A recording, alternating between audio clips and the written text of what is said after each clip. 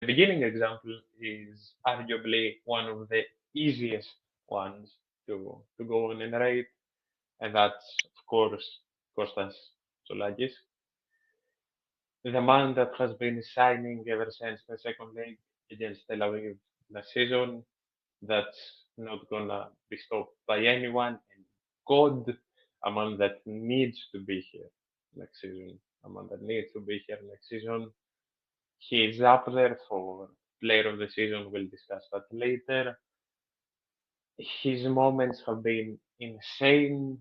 Arguably, one of the main moments of the season is his red against Bodo that did ultimately with what Dinamo did end up getting us like 50% of the Champions League, along with Yaremchuk's goals in that match. He's been crucial in keeping a clean sheet in more than half of the matches this season, I'm pretty sure.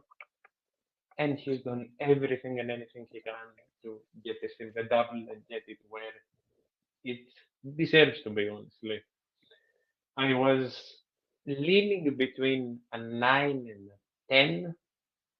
I did end up going with a 9 out of 10 solely because I've only given one 10 and that's going to come later.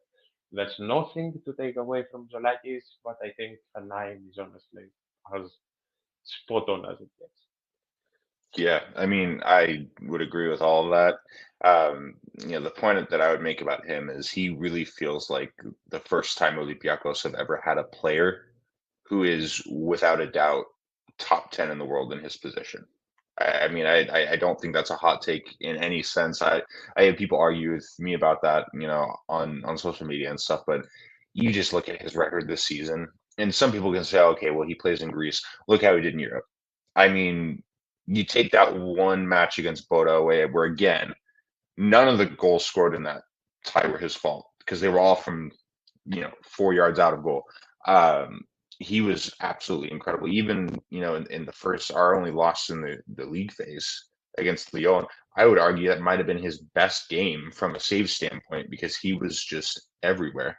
And again, like you said, it's really important that we hold on to him. We know that there's been a lot of interest from elsewhere in Europe, but I think what kind of goes in our favor is the fact that goalkeeper is a bit of an odd position in terms of um, availability on the market. There really isn't a lot of movement there compared to other positions like I'm sure we'll talk about later with Bobby Skostulas.